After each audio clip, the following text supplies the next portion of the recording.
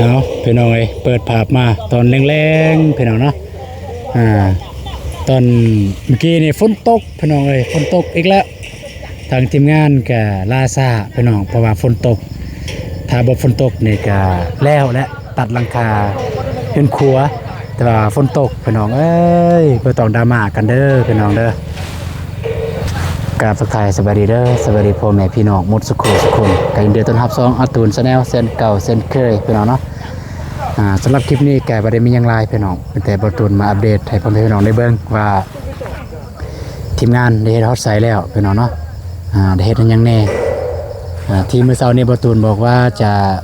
ติดปานลมคิดว่าฝนสิบ่ตกถ้าฝนบ่ตกนี่แม่นว่าได้ติดปานลมแล้วก็ได้ไปสั่งซื้อสังกะสีเลยแต่ว่านี่ฝนตกทีมงานก็เลยได้ลาซาอยู่บนนี้มีอุปสรรคแม่จักหน่อยพี่น้องกะบ่เป็นหยังพี่น้อง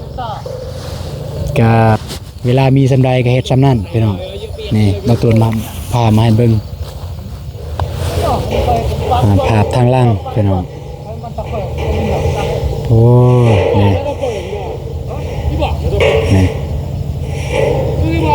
เฮือนครัวเนี่ยหลังคาเฮือนครัวเนี่ยแบบว่าแบบเฮือนพี่น้องเนาะแบบเฮือนเนี่ยเฮือนครัวหลังคาเฮือนครัวต่างหากอีกจะบ่ได้รวมกับหลังคาเฮือนใหญ่เลยต่างหากหลังคาเฮือนครัวต่างหากหลังคาเฮือนใหญ่ต่างหากเป็นแบบนั้นพี่น้องบ่ตูนเองก็อยากจะเบิ่งตอนแล้วพุ่นละอยากฮู้ว่างามซำใดพี่น้องนี่ทางทีมงานนี่สู้สนนาลีพี่น้องเอ้ยทีมงานบ่ตูนก็เป็นห่วงเพราะว่าเว้าเรื่องช่วงนี้ก็ฝนตกแด่พี่น้องเพราะว่าฝนตกแล้วก็เฮ็ดด้วยไฟอีกพี่น้องบ่ตูนก็เป็นห่วงอยู่บ่นี้ก็คอยบอกคอยว่านำทีมงานถ้าบ่ได้มันรู้สึกว่ามันบ่ได้ก็บ่เฮ็ดแบบบ่ทันได้นะความหมายแบบว่าฝนตกจังซี่มันเปียกแต่อันนี้พอดีบ่ตูนมาแต่ตลาดพี่น้องมาแต่ตลาดไปซื้อใบตัดเล็กใบเมินแล้วก็ไปซื้อของกินให้เพิ่นให้ทางทีมงานมาแต่หันปุ๊บกำลังว่าสิเปิดถ่ายคลิปฝนตกเก็บเครื่องเก็บของเพราะว่านี่แหละมีเครื่องจักรอยู่ในระยานเปียกเก็บเครื่องเก็บของมือเฮือนมือซานพุ่นละไปน้องเอ้ยตกยานและนอนตื่นมันก็ยังตกอยู่พอดีมาเช้าตอน3 โมงไปน้องตอนนี้เวลาประมาณ5 โมงแล้วมาเช้าตอน3 โมงพอดีทำงานก็ออกมาเฮ็ดเลยแต่บ่ตูนบ่ได้ถ่ายตั้งแต่เริ่มต้นพุ่นละแกมาถ่ายตอนนี้ละนี่ตอนนี้ทีมงานกำลังประกอบเป็นเส้นห้าวอยู่พี่น้องหรือว่าเส้นห้าวหรือว่าไม้ห้าวจากคนยืดคนหับอยู่เทิงก็มีเดี๋ยวประตูสิพาไปเบิ่งใกล้ๆพี่น้องสิพาไปเบิ่งการเฮ็ดเวียกของทีมงานเป็นแนวใดพี่น้องเนาะไปบ้านเลยอะบ้านเดินมึงอะนี่กำลังติดไม้ว่าไม้มันลืมไม้ ลูกตังพี่น้องลูกตังเพื่อได้แอมอยู่นี่มันจะได้แอมเห็นครัวเนี่ยได้แอมอยู่บนเทิงนี่ทางล่างนี่แอมก็แอมแต่แอมปิดเล็กดูซื่อๆมันเที่ยวกับบนแอมแบบนี้ว่าแต่ติดเพดานทางล่างตาเนี่ยไปเลยไปไทยละเดี๋ยวไปต่อแล้วกล่องใส่มือเขาไทยภาษากล่องได้ร้อยอ่ะมาแจกไม่แจกก็ต่อแต่อันนั้นอยู่ได้เหรอมันได้โดโอ้ยเลยโดยก็ห้อยย่อยเสียเยอะตอนนี้ไม่ไหลเยอะต่อเยอะยังบ่เยอะอะไรดอกยังบ่ไม่ออกกล้าอันนี้แทกำลังแทกันนี่ตัวนี้เป็นหนองเกินมาจะได้เนาะนี่เนาะตัวมันเกินลงมานี่นะมักสันได้กำลังสิใส่เส้นห้าไอ้นางเลยนี่มันก็อยู่ไอ้กัดเลยไอ้กันเคยไหมทางฝ่ายเยอะอ่ะไอ้กันไปหรือเปล่าเป็นไอ้กันหรือเปล่าเยอะคุณไรหรือเปล่าเยอะคุณไร ยังเด็กอ๋อเด็กกูจอดกูจัดความแบบแล้วไปดองเลยดูจักแม่ไม่เพดูดีแอมโฟดียังออก380ก็กระแรก้นเรื่องกระสักกระดอกเลยบ่เด้ออยู่บ่ขึ้นกระเถินก็ตึ้งก็เลยเลยก็อยู่อ่ะเยอะนั่นมันตั้งเป็นเต้าก็คนเลยเลยบ่เอ๋เลยดอกเลยหลอดดูจักมาเลยตานั่นมันเลยมาอ้อย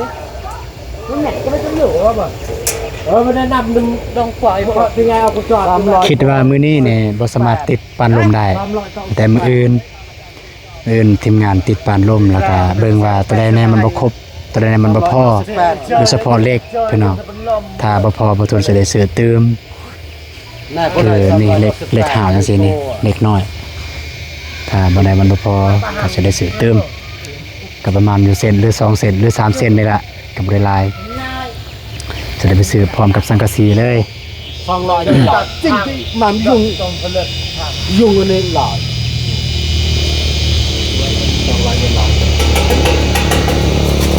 เมื่อไหร่จะเนินแต่หนึ่งติดหลายยุงแต่ลอยติด2หลายเดี๋ยวช่วยว่าตาหน่อยหมูกัดได้ช่วยก็แน่จะช่วยยังไงเราเดี๋ยวยังไงเลยเบื่อท่อเลยเว้ยเดี๋ยวก็เลิกก็แน่เดี๋ยวเฮ้ยเลิกแล้วเดี๋ยวก็เจอแล้ว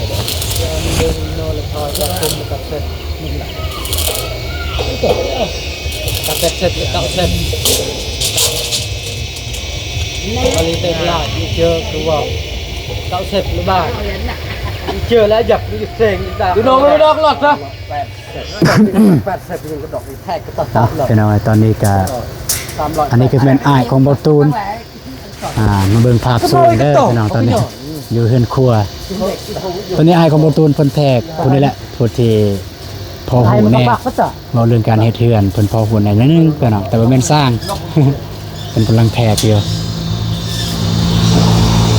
เนี่ย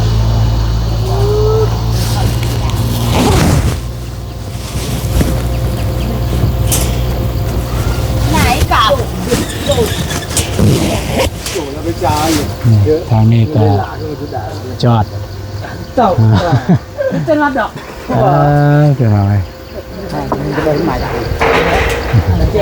อันนี้สร้างไม้เด้อพี่น้องเด้ออันนี้สร้างไม้อันนี้แม่นอ้ายพี่น้องอ้ายของบ่ตูนลูกของ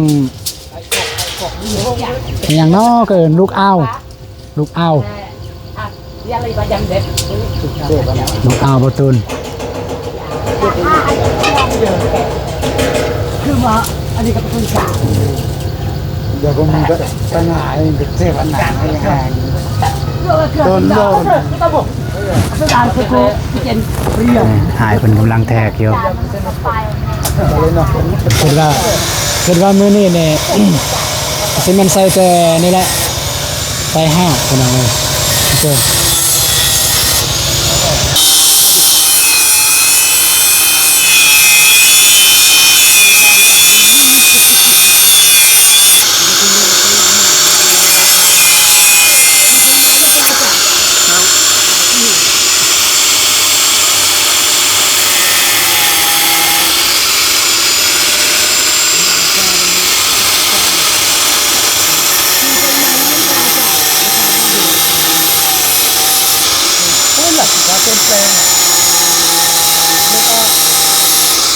ไม่รู้สึกอันไหนกัน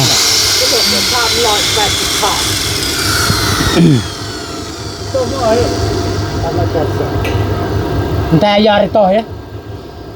ฮะแต่ยาดอกกระโดยดูดอกหมดสำหรับ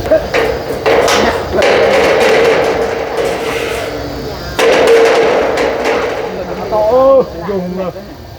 นี่เลยมือกับนะแล้วก็หา ไปสี่ไป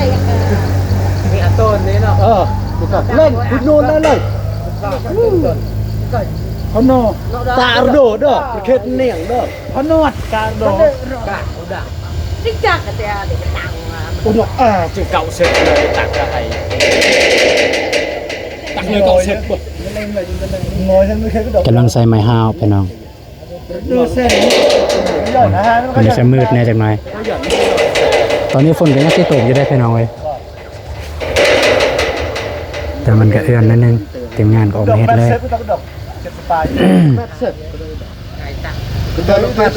Beli tamta apa? Iya. Uno tengok uno kita beli tamta. Cứ vậy apa? Chết sập. Giờ mới thấy nó bị tội chưa?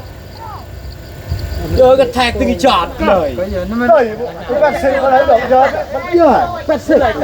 Rain to không? Rain to rồi. Uno kan. Chưa. Giờ bây giờ đi chọt. Rain to cũng mới thẹt bẹt sệt. Tập mình lên tập bác sĩ cũng được. Bác sĩ hạ. Lêจากกันมาอายะเลย แล้วแต่กันอยู่เลยเรา ตัดมันกันปัสสาวะ แนวจักเริ่มจักแล้วเลยแล้วแกะติเลยแล้วบ้านเลยเลยเลยเลย ก็เลยบ่ มันถามว่าให้เอาอันนี้ออกเท่าใด แห้งได้ดอกนี่แหละมันจันหมา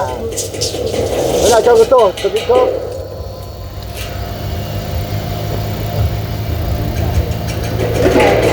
ไม่เสียมึงจับก็เกิดก็ให้หนึ่ง Các cát lên phạt bảo thôi. จะให้อัดให้ทำไมเกิด Vừa cái chân chập thì như vậy. Mà.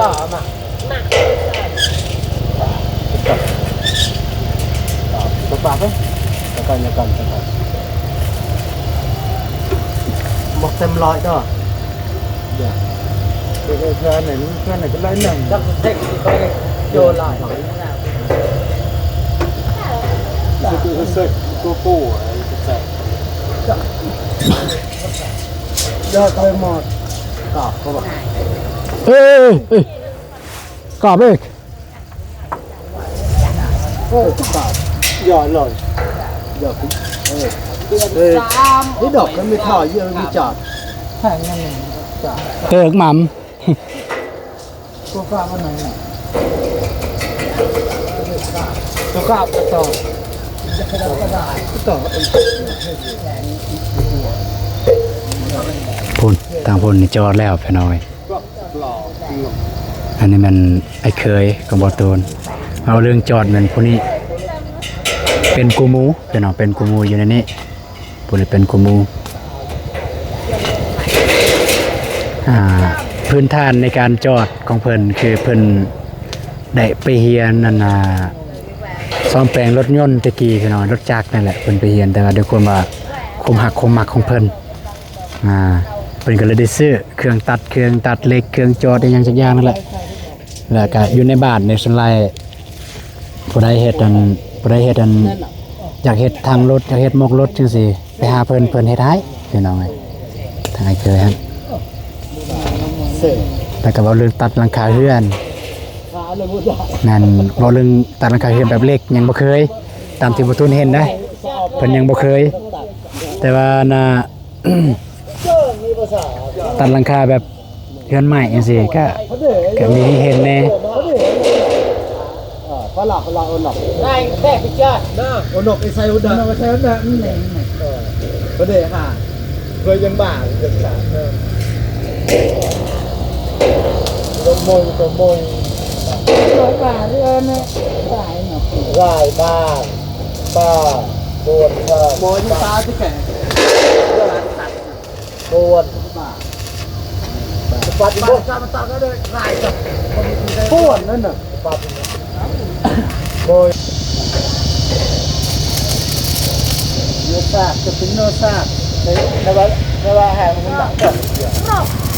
Ồ, nó cũng hả. Chê, nó cũng chê đã làm gì cho bà này. ก็เป็นบาดจริงเด็ก Nào, sạc đó. Nhà sạc. Nó có được. Đúng không? Sạc. Sao lạo được không? Xem cái nơi. Mà phê. Vô đây. Tô hay lọc. Cái này là bạn. Bây giờ lại rồi. Nhà là. Như thay đổi cái vật cầm. Nhà ngọt trà. Là nhà. Tô cái nhà ngọt trà. ที่โกมทุกวันอันตรายที่เจอจำหับแสกแกล้วนเลยแสก Giờ chờ cái phân ngàn. เลยไม่ใช่เลยบอลนั่นก็ยิงตึงมันจะหนักแรงและบอลยิงมันตึงถ้าทุกดอกทางจะยิงตึง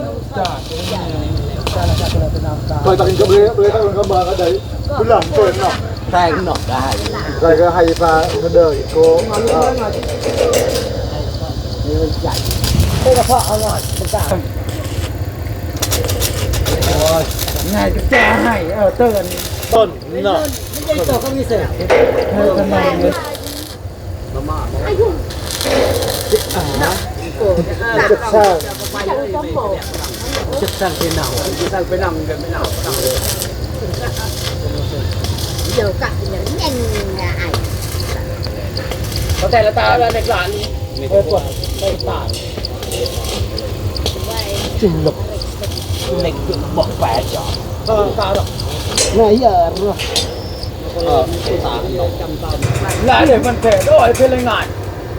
กับเอ็งดาวน้ำมันก็เป็นขนมต้นดูยังนมต้นนี่สุดดอกตัดไปเป็นเยอะเยอะนึงอะไรก็นึงห่อตัวนึงคนเดียว มาให้เบิ่งภาพสูงอีกครั้งพี่น้องเลยถ่ายแต่ลุ่มรู้สึกว่ามันมืดแน่จังหน่อยมาถ่ายแต่เทิงนี่มันจึงบ่มืด แทงเลยตามมันไหนแรงเจอแทงตัก เดี๋ยวย่างไปนั่งอยู่พุ่นก่อนพี่น้องเอ้ย เลยถ่ายสาวจอนเด็กมึงใหม่ต้องบ้านนะ คุณยายหม่ำ เราหน่อยเรา บอลเลย เอาในอุบล พุ่นผู้ที่เบิ่งอยู่ลุ่มก็เบิ่งพุ่นพี่น้องอันนี้ก็แม่นอายคือกันพี่น้องผู้อยู่ลุ่มมันแม่นอายคือกันรุ่นปู่พุ่นแหละรุ่นปู่พุ่นแหละไอ้น้องกันกับพุ่นนั้นแต่ว่าเขาก็ยังหักแพงกันยังเกินว่ายังอันถือกันมาซั่นซะยังหักแพงกัน ได้ดอกได้ดอกดอกรันดอกดอกมันยังรันต่ออันนี้ดอกราดอกก็ย่อยขอบแล้วก็ไม่ไหล เนี่ยเขาตั้ง มันไม่กล้าขอบลุงโดย้อนเล็กย้อนยังหยาบพอแทบคุณเล็กเด็กคุณนกดอกมันก้มย้อนลิ้นเตยก็ตาโดยมึงไหลอะไรอันนี้แบบนี้ไหลอะไรบ่อที่ต่อนั่นมันต่อ เยอะดันดับมันได้เลยภาษาเด็กภาษาเด็กจอไม่จัดมันละหันเลยขาบจัดมันละขาไปโตพี่น้องเอ้ยปุ๊บจ้ะอากาศกำลังดีพี่น้องแต่ว่าตอนนี้ก็ตะเว้นยังบ่ทันได้ตกดินเถือได้พี่น้องยังอยู่มันสิรับขอบฟ้าอยู่แต่ว่าทางหน้ามีเมฆหลายว่าฝนสิตกมันก็เลยแบบมันมืดครึ้มๆได้จักหน่อยนึงเดี๋ยวเฮามาลุ้นเบิ่งนํกันว่าทางทีมงานประกอบอันนี้แล้วหรือบ่มื้อนี้คันบ่แล้วมื้อนี้เดี๋ยวจะมื้ออื่นแล้วก็มาเบิ่งว่าไม้หรือว่าเส้นหรือว่าเล็กเนี่ยบ่พอเท่าใดจะได้ไปซื้อมื้ออื่นสิได้ถามทางไอ้น้องเพิ่นจักหน่อยว่าบ่พอเท่าใดจังนั้นเนาะ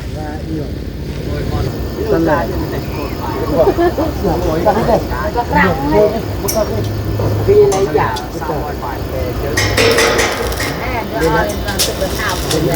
แทงประจักษ์เต้นเตะแทง กะทำมาฝากอันนี้ก็เตะมองเตะ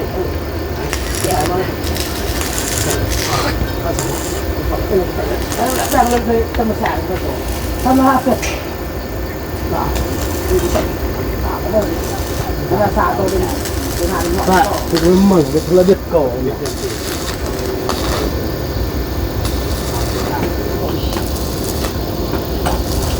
ตาไม่กูจะยอดกระโดดเอาวอดโดยกล่าววอดไม่ได้เราก็ติเสียมันก็เลยหมวกไม่ใส่ก็ระวังนะ ก็เอากลับไปยังไม่ได้เอาหน่อยใกล้เลยประทัดระบายภาษาก็ภาษาแต่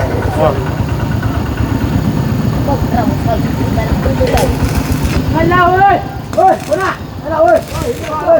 ให้เราอ่ะไปหาเราอ่ะนี่เลิกเชื่อบ้าได้คือขนาดงานสุดสองอะไรต้องปะ มันออกมันต้องก่อใต้อุยัดเราต้องจัดเราต้องทำหลักทำงานเนาะสะบ้ามเนาะ ดักภาพเป็นไรเจ้มุดดาวลอยหักก็เป็นแบบ ก็นอกก็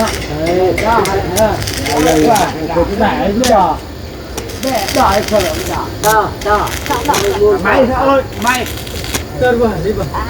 เร็วๆว่าข้าวฟังแล้วก็อยากอมอเนี่ยอุดงร้านหลอดดูสิโซ่หยับ เรื่องมาลีพี่น้อยบางตูนนี่เคยเจ็บตานำอันนี้เนี่ยเทื่อหนึงสมัยไปเฮ็ดงานนำบริษัทจีนตะกี้พี่น้อยแบบบ่ฮู้อิหยังแล้วก็นั่งเบิ่งเพิ่นเฮ็ดพี่น้องนั่งเบิ่งเพิ่นเฮ็ดแล้วก็กลางเว้นนี่บ่ได้เป็นหยังมานอนกลางคืนเนาะเจ้อเจ็บนอนบ่หลับเลย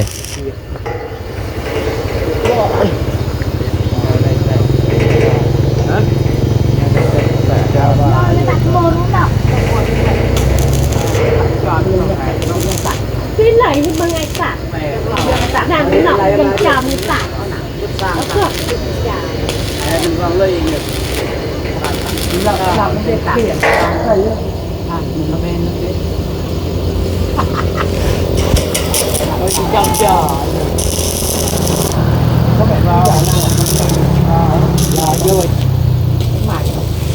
บอกไปเลยมาบอกคนนั้นนะบอกคนนั้นเป็นนายตั้งหนึ่งจะบอกว่ามันเป็นอะไรบ้างไหนอยู่เป็นต้นเหรอเป็นเด็กเหรอแต่มันไม่จ่าแต่มันกระจอกตอน ไม่ผู้ชายนั่นไม่แต่งไงกะที่จริงแต่งไงจัดการเลยนะนางมีประวัติ เงียบตื้อใช่เงียบจังเลยคงไม่เจอโลมันโลตื้อตื้อยังก็ไปทำอะไรสามเหลี่ยม ระวังนะเลยนะประตัดนะ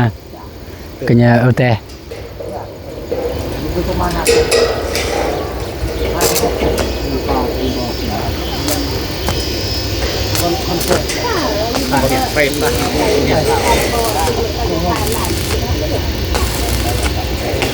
เอามือไปเซ็ตเอามือไปประมาณเอามือ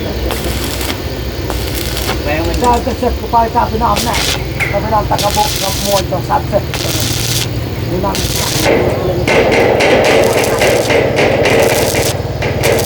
ตามมาในปากตัวเป็นปากปากเข้ามาเลยแบบที่เลยเดี๋ยว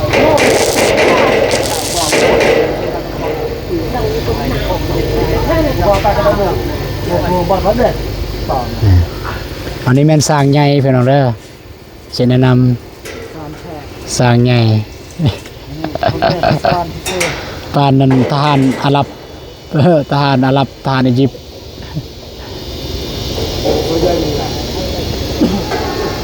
จอนเลยจอนไม่ใช่ เอาแล้วนี่ก็พักพร ตื่นเต้นไอ้ดอกไม่เดินหรอกวันละที่หลับว่ะ คือต่อใกล้เลย เงี้ยกันละจังงั้นไงยังตัดตัวตัดเดี๋ยวกันก็แต่ไหนแต่เห็นละมันหล่อนพวกสาวเดี๋ยวคนนะครับบอกตามเลยไอ้บ้านมุ่ยตามเลยการดูเด็กเก็บมาตายเด็กอ๋อเด็กเด็กกันแล้วก็ไหวแต่เล็กมาเก็บทุกอย่างแล้วก็จะไปสร้างก็มาเป็นสร้างใช้นี่จ้ะ ทางเจ้าเจ้าเจ้า สร้างว่าเป็นจะได้จะจ้าจ้ะกล้าเป็นสร้างมันจัดจริงเลยป่ะกระเทินนำได้หน่อยจะถึงตัดเอาหนอกก็ยำต่อนี่เลยเนาะเหลือนะเอาหนอกวันไหนก็โยนหนอกมือเลยก็ ใกล้ๆนี้ลำเนาปัญแจเด้อ เอานะว่าเยอะเลยหยุดเลยมวยกันเลยดอกตึงตัดจะถักเรา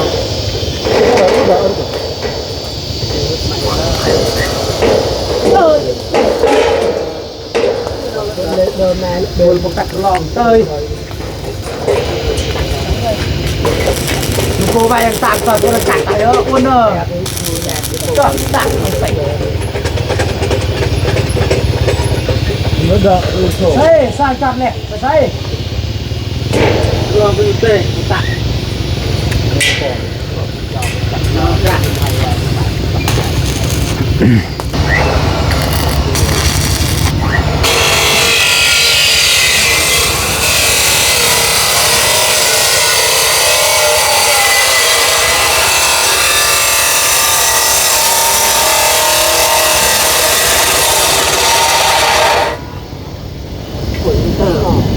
แจมมันโกรธก็ไปแจมมันต่อแล้วก็ต่อแจมแต่ขา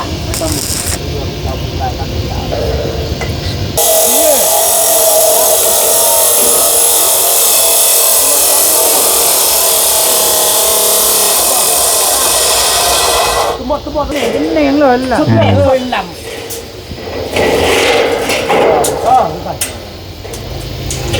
กันละมุดอ่ะก็เป็นเบาด่ะ ใส่เลยเยอะเลยใส่ยาวก็ได้ เลย80เลย85ก็ 85อีก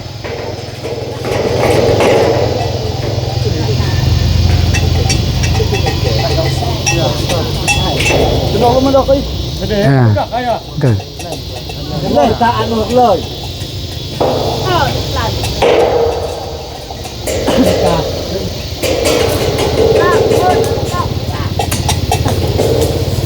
มุ้ยตาเลยมันจะตาโอ้มันโป้เยอะมุ้ยโป้เห็นมั้ยมุ้ยมันดอยมันใส่ขาบมันเป็นโป้มันกองโป้ขาบเอาไปเลยโป้มือ มวยเงยเป็นตา เยอะก็เนิ่มไม่ ตามวยเอ้ยเพลตามวยเหรอ มันเลยขาบ ประมาณต้องสร้างเซ่ข้าวห้องเล็กมุ้ยก่อนเปิดเดินบ้านบนสร้างปัดนั้นตัวมุ้ยยังสร้างอย่าง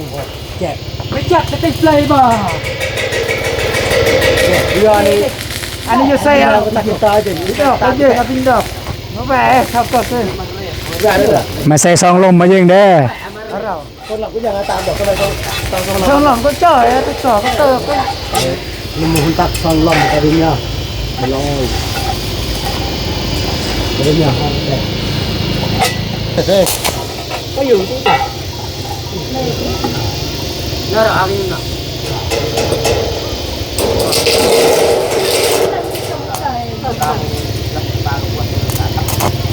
ตลาดตายใหญ่เราก็จอมกินกันต้องเติร์ดแล้วไม่กันทอดเฮ้ยเนี่ยตัดแล้วเลยใส่ผู้เย็นแล้วก็ก็ผู้เย็นหมดแล้วไม่ได้ทุกหมดแม่เจอ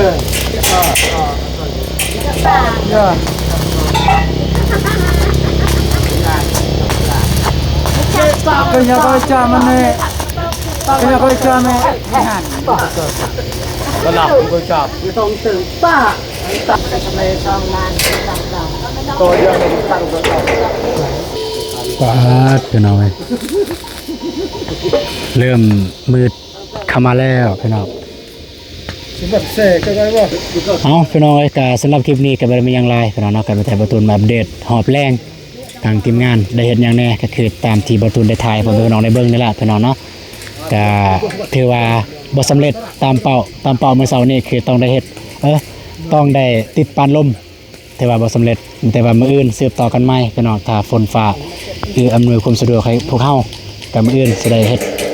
นี่ก็ฝนสิตกละนี่โอ้เจ้านี่โอเคพี่น้องเนาะก็เจอกันใหม่เด้อมื้ออื่นเด้อสำหรับคลิปนี้ก่อนอื่นหมดก็ขอบคุณผู้ใหญ่ใจบุญและทุกท่านเด้อที่ติดตามชมคลิปของบ่ตูนตั้งแต่ต้นคลิปจนจบคลิปจะได้ก็ขอให้พี่น้องจงมีสุขภาพแข็งแรงเด้อร่ำรวยเบิดทุกคนไปพี่น้องเจอกันมื้ออื่นสำหรับมื้อนี้สบายดีเด้อ